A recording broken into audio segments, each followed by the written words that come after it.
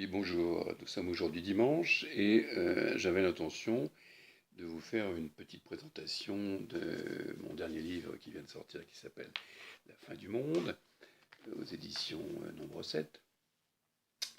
Et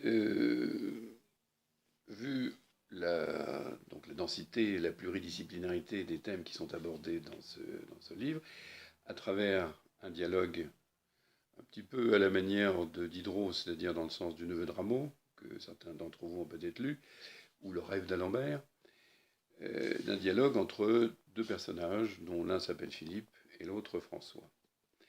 Alors plutôt que de m'égarer dans la pluridisciplinarité de tous les thèmes qui sont abordés, je vais en profiter pour vous lire donc la préface de ce livre.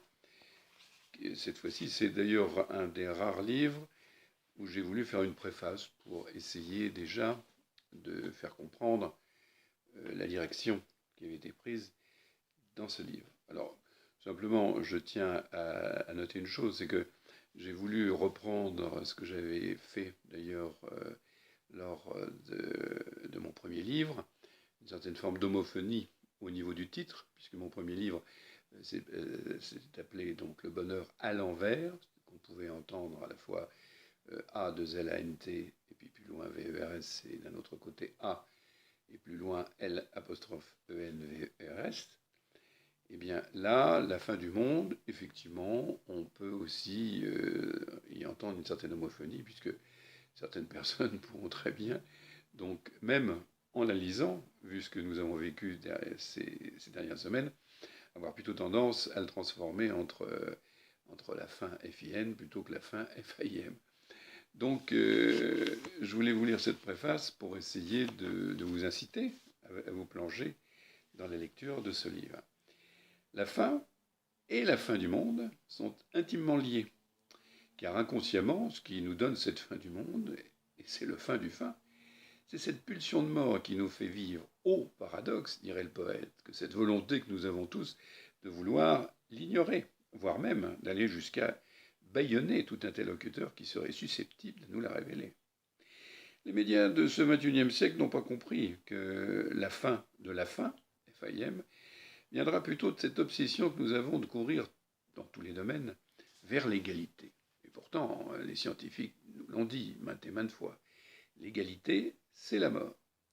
Et même si aujourd'hui nous n'en sommes qu'à l'altérité, il va nous falloir comprendre rapidement, et une fois pour toutes, la différence qu'il y a entre réalité et fantasme. Sinon, notre recherche originaire du bonheur aboutira inéluctablement à son contraire, le bon-heur, dont l'objet sera la mort. Cette certitude que nous pouvons partager unanimement en ce début de siècle, c'est que l'homme, avec un grand H, est une bête féroce, qui se joue continuellement et originairement de l'ordre du monde. N'en déplaise à ceux qui croyaient nous prouver le contraire, notamment en tête nos religieux de tous bords et nos idéologues. Alors, que nous reste-t-il? Sinon que cet inconnu de nous-mêmes, ce un en moins du compte, qu'il faudra que nous allions déchiffrer au-delà du mur du langage qui nous donne cette illusion de pouvoir converser avec l'autre mon semblable, alors qu'à chaque fois, je me confontre inéluctablement à un double monologue. J'aime mon prochain comme moi-même. M apostrophe A-I-M-E. Narcissisme oblige, nous aurait dit Freud.